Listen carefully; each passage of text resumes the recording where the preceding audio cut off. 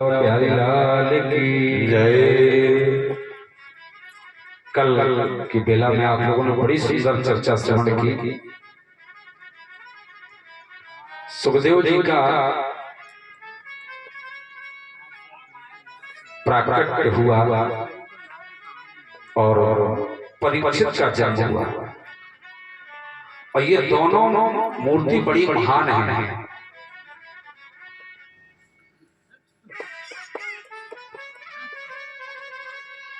एक धर्मात्मा है और एक महात्मा है। सुखदेव जी महात्मा हैं और परीक्षित धर्मात्मा है।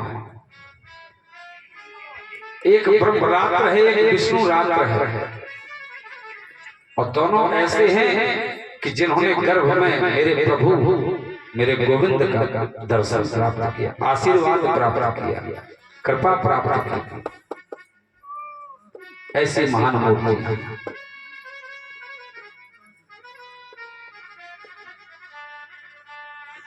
सुखदेव जी ने परीक्षित को भागवत की कथा श्रवण कराई।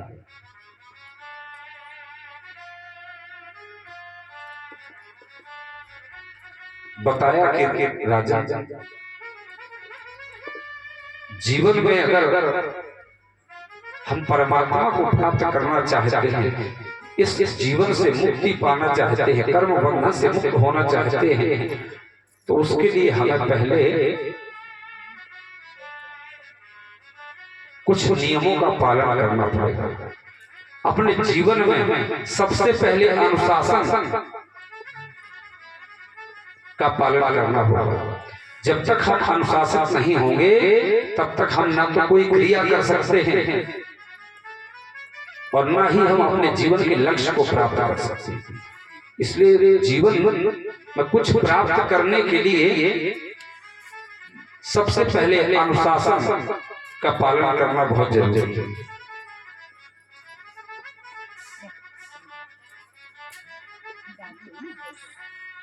भगवान में कैसे मन लगे, कैसे हम उस परमात्मा को प्राप्त कर सकते, कैसे उस परमात्मा का दर्शन कर पाए, इसके लिए हमें सबसे पहले अपने आप को जीतना होगा। पहले आसन को जीतो। जो आसन अच्छा लगता हो, चाहे वज्रासन हो, चाहे पद्मासन हो या सुखासन, रीढ़ की हड्डी सीधी रहे, इतना ध्यान रखना चाहिए। इसके बाद प्राणायाम कर श्वास को जीतो। जितासनो जित श्वासो जित संगो जितेंद्रियः। और श्वास को जीतने के बाद फिर सत्संग करना चाहिए महात्मा। और जब आप संग करेंगे तो आपका ये मन वासनाओं से धीरे धीरे दूर हटने लगेगा, और जब वासनाओं से दूर हटेगा तभी जाकर के आपका मन परमात्मा के चरणों में केंद्रित होगा, एकाग्र होगा। और जिस दिन आपका मन परमात्मा के चरणों को पकड़ लेगा तो एक न एक दिन मेरे गोविंद आपको दर्शन देने के लिए अवश्य ही आएगा। उनको आना ही पड़ेगा। बड़ा सुंदर वर्णन किया सुखदेव जी ने, भागवत का ज्ञान दिया। परीक्षित को आत्म तत्व का बोध हो गया, समझ गए कि मैं मेरा और तू तेरा, ये कहीं कुछ नहीं है। ये तो भगवान की सब माया है। मैं कुछ नहीं हूं, मैं तो केवल उस गोविंद के हाथ में कठपुतली हुई हूं। जैसा वो नचा रहा है वैसा मैं नाच रहा हूं। मैं एक आत्मा हूं, मैं एक शरीर नहीं हूं। जिस दिन आपको ये बोध हो जाएगा कि मैं एक आत्मा हूं, मैं एक शरीर नहीं हूं, उसी दिन आपका ये अहंकार खत्म हो जाएगा।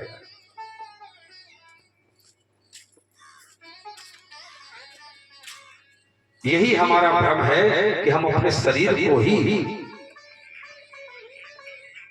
अपना मान बैठे, और यही जीवन के दुख का कारण है।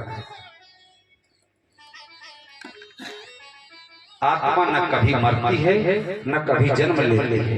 आत्मा तो अजर है, अमर है।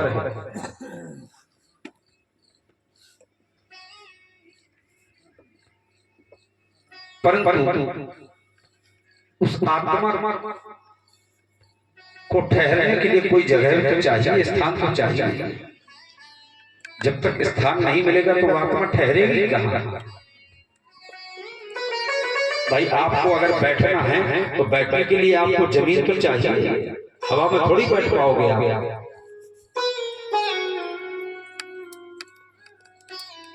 अब आपने कथा सुनी, समय पूरा हुआ, आप उठ करके दूसरी जगह पर बैठ गए।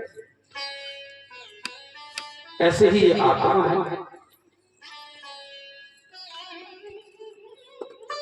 आत्मा शरीर में कब तक रहती है? जब तक ये शरीर स्वस्थ रहता है।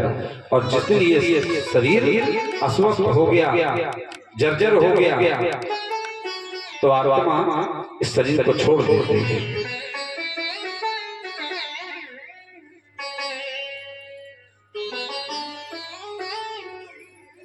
दूसरा शरीर धारण कर लेते हैं। जैसे हम एक कपड़ा गंदा हो गया तो दूसरा कपड़ा पहन लेते हैं, साफ कपड़ा। जो गंदा कपड़ा है वह धुलने के लिए चला जाता है। ऐसे ही ये आत्मा है। आत्मा केवल शरीर बदलती है, आत्मा कभी मरती नहीं, न जन्म लेती। और जिस दिन आपको ये बोध हो जाएगा, उस दिन आप के हृदय से ये जो भय है, ये जो भ्रम है, ये जो संशय है, सारे बंधन खुल जाएंगे। सुखदेव जी ने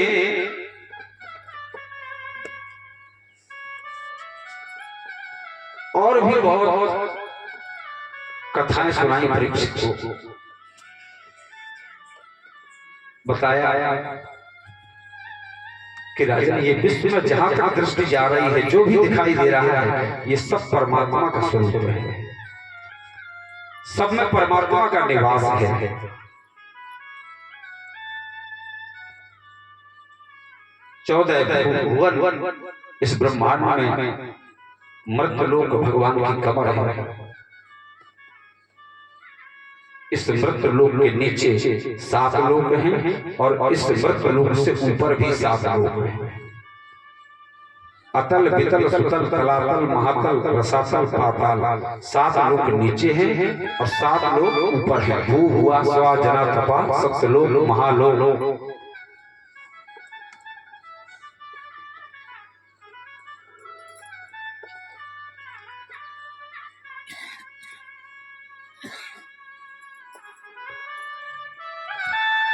बड़ा सुंदर वर्णन किया।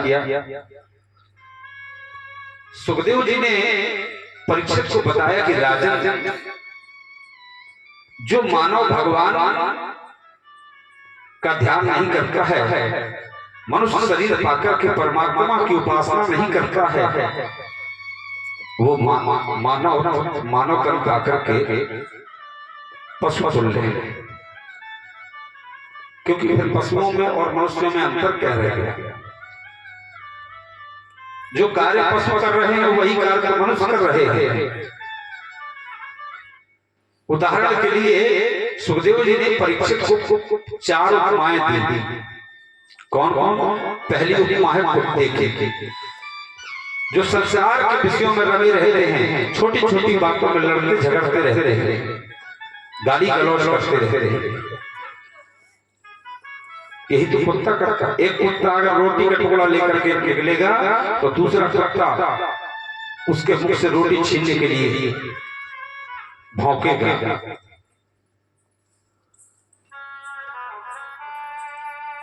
और अगर नहीं देगा तो दोनों आपस में लड़ जाएंगे। दूसरा उदाहरण दिया विराह, ग्रामीण सूकर। उल्टा सीधा जैसा मिले, न जाने कितना बड़ा पेट है लोगों का। इस तृष्णा जो है ये कभी शांत ही नहीं होती है लोगों की। जीवन में तीन तृष्णाएं हैं, पुत्रेष्णा, विद्येष्णा और लोकेष्णा। केवल इन तृष्णाओं के कारण व्यक्ति जीवन भर पाप करता है। तो बोले सबसे बड़ा दरिद्री तो वही है जिसकी तृष्णाएं बड़ी हों।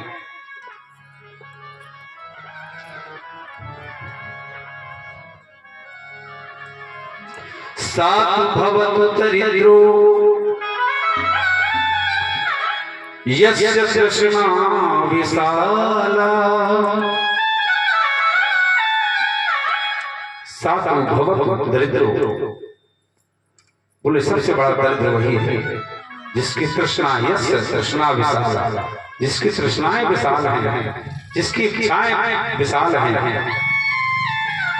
क्या उचित है, क्या अनुचित है? पहले लोग दूषित धन से डरते थे कि भैया बेईमानी का पैसा है, बुद्धि खराब हो जाएगी,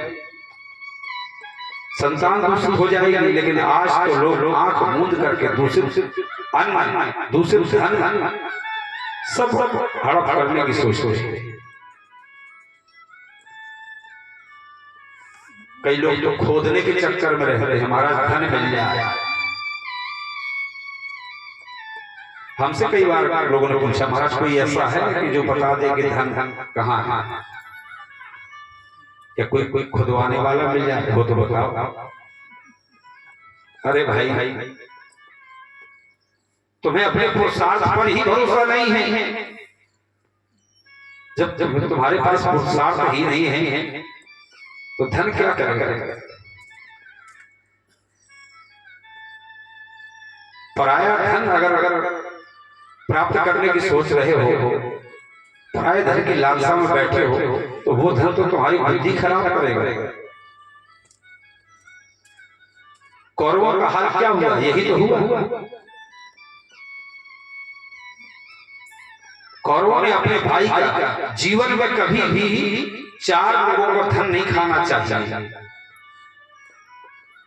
एक तो अपने भाई का, और दूसरा ब्राह्मणों का, तीसरा अपनी बेटी का, और चौथा यज्ञ का धन।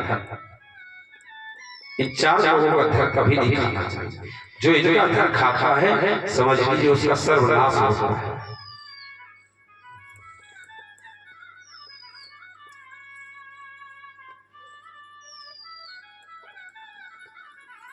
तीसरी उपमा ऊंट की, और चौथी उपमा गधा का। ये 4 उपमाएं सुखदेव जी ने परीक्षित की। कहा कि राजन, कलयुग का आदमी ऊंट की तरह अभिमान में भरा हुआ गर्दन उठा करके, सीना तान करके दिन रात घूमता है। दिन रात मैं बकरी की तरह मैं करता है। तो होता क्या है? बकरी का भी गला काटा जाता है, और मनुष्य भी काल का ग्रास बन जाता है।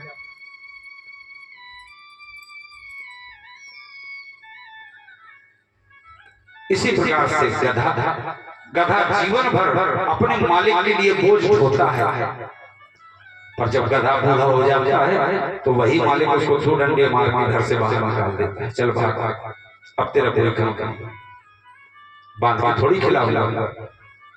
ऐसे ही ये आदमी जीवन भर अपने बच्चों को, अपनी पत्नी के लिए, अपने परिवार के लिए जीवन भर अपना खून पसीना एक कर देता है।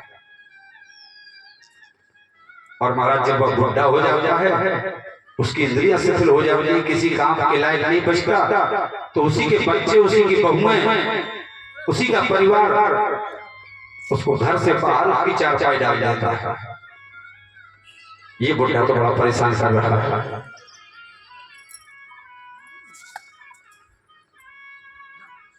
ये बुढ़िया बड़ा परेशान करता है, दिन भर खांसता रहता है, चलो चारपाई बाहर डाल दो।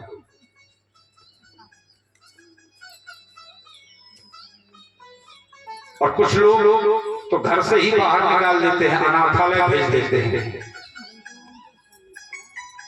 इसलिए सुखदेव जी कहते हैं कि राजन, इस संसार में कोई आपका साथ नहीं देगा, साथ देगा तो केवल भगवान का नाम है। जो जीव गोविंद के गुणानुवाद नहीं गाती वह मेढक के समान व्यर्थ है, जीवन भर टर्राती रहती है। तो हमारे संत कहते हैं दरियावी जी महाराज,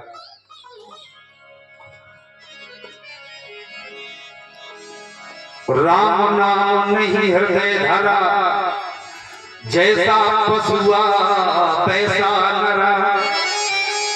और पशुआ आवे पशुआ जावे, पशुआ रहे पशुआ खाए।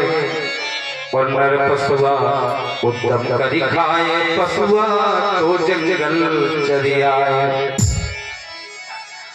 राम नाम जाना नहीं माई, जन्म गया पशुआ की नाई।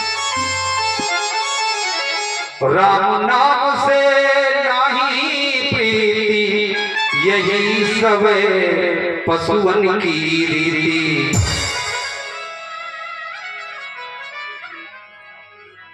बिले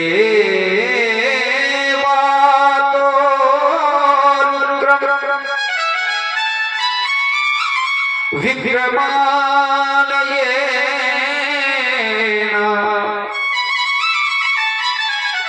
शृण्वता कर्णपुटे नरस्य। जिवासती दार दुर्गे वसूतना, चोप गायत युरी गाय गाथा।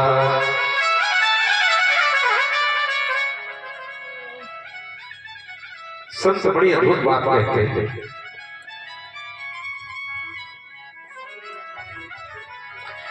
जर जावे जिह्वा पापनी राम के बिना, जर जावे जिह्वा पापनी राम के बिना। राम के बिना घन श्याम के बिना, राम के बिना घन श्याम के बिना। जर जावे पापनी राम के बिना,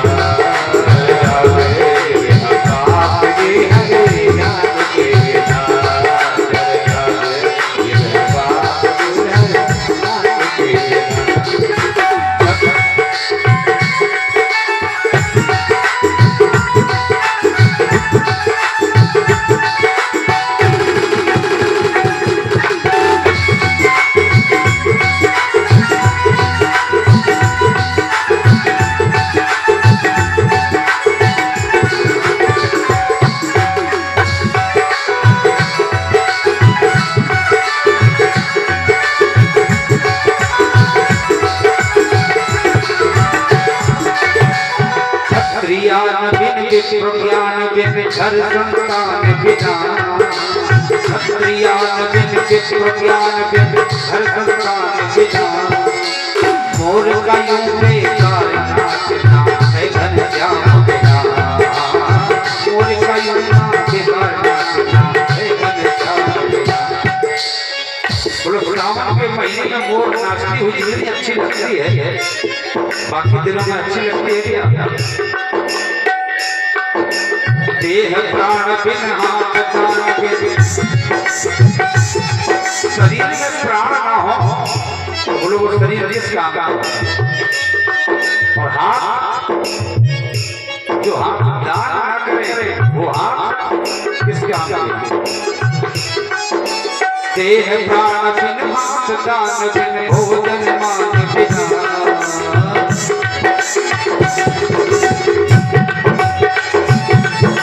पंछी पंख बिन बिन चंग बिन, आरती संग बिना। पंछी पंख बिन बिन चंग बिन, आरती संग बिना। हो गणित अंग बिन कमल पंख बिन, गणित अंग बिन कमल पंख बिन, निशामय बिना। निशामय बिना बोले रात्रि में अगर चंद्रमा ना हो तो रात्रि अच्छी लगती है क्या? व्यर्थ भ्रमण और चिंतन साधन, व्यर्थ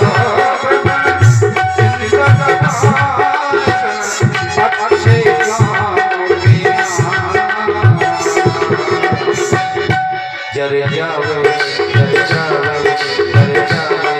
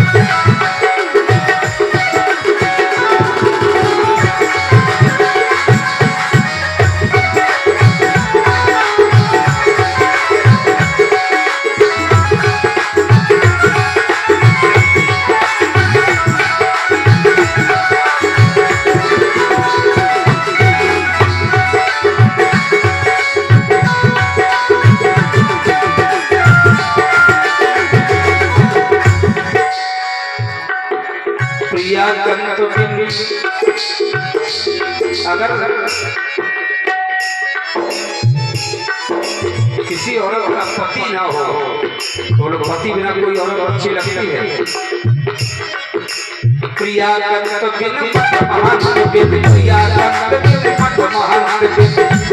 और मंदिर में पुजारी ना हो महंत ना हो।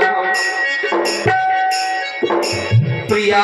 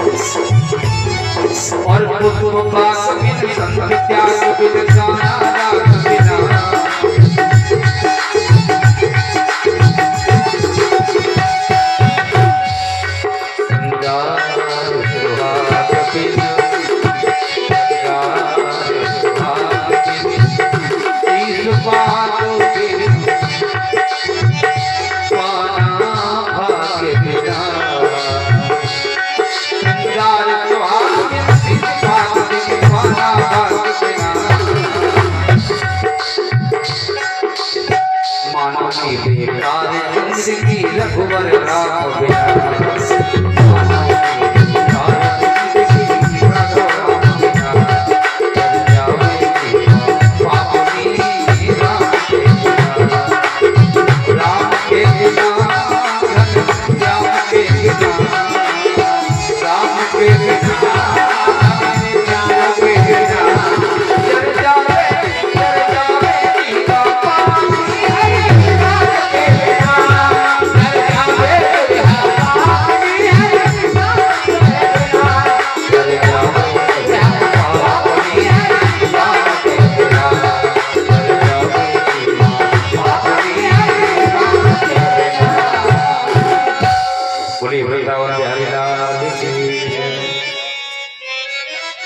बड़ा सुंदर वर्णन किया सुखदेव जी ने।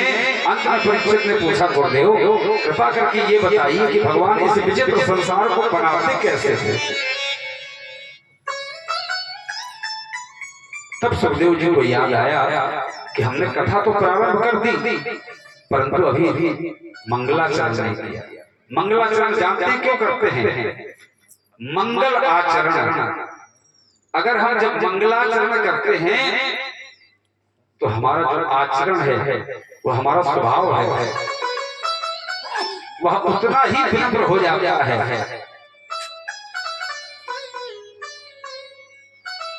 भक्ति का प्रादुर्भाव हो जाता है हमारे हृदय में।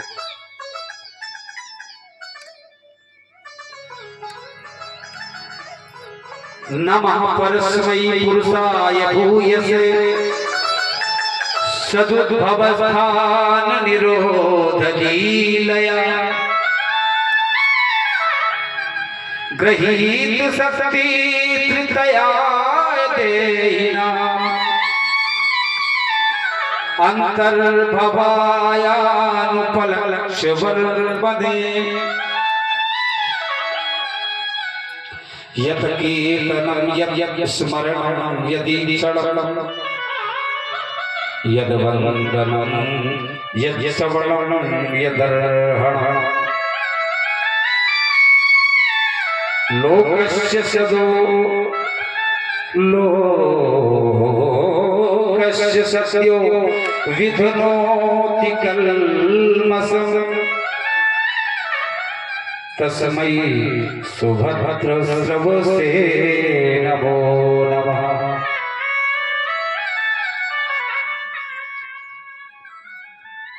सुखदेव जी कहते हैं कि राजा कोई कितना भी तपस्वी हो, कोई कितना भी मनस्वी हो, दान वेदवेता हो, दानी हो, मंत्र वेदवेता हो, ऋषि हो, लेकिन जब तक वह भगवान की शरणागति को प्राप्त नहीं करेगा तब तक उसका कल्याण किसी काल में संभव नहीं।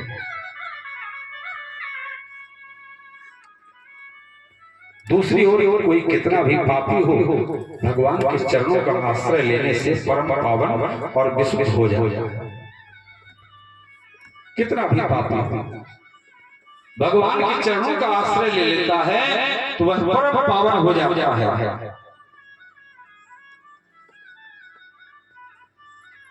अपवित्रा पवित्रो वा सर्वावस्थांगतोऽपि वा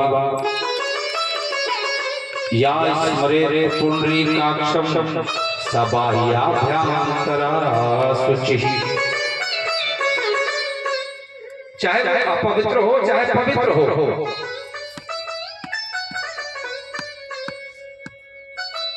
सर्वावस्थांगतोऽपि वा, कैसी भी अवस्था में हो, बोले या स्मरेत्, एक बार अगर पुंडरीकाक्ष भगवान का स्मरण कर लेता है तो बोले सब बाह्याभ्यन्तरा शुचि, बोले भीतर और बाहर से पवित्र हो जाएगा।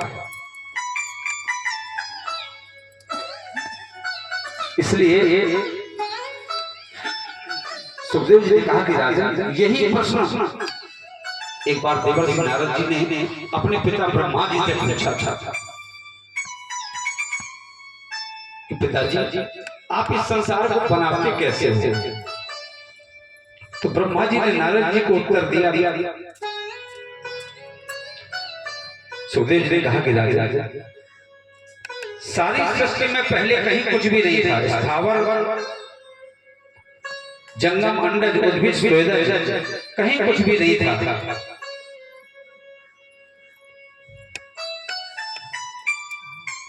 प्रकृति और पुरुष का जब साम्यावस्था में सृजन और लय होता है, अर्थात इसका जब निर्माण होता है सृष्टि का और जब इसका प्रलय होता है तो पृथ्वी और पुरुष अर्थात प्रकृति और पुरुष जब अलग अलग होते हैं, प्रकृति का दर्शन जब पुरुष करता है तो पुरुष के दर्शन करते ही प्रकृति में हलचल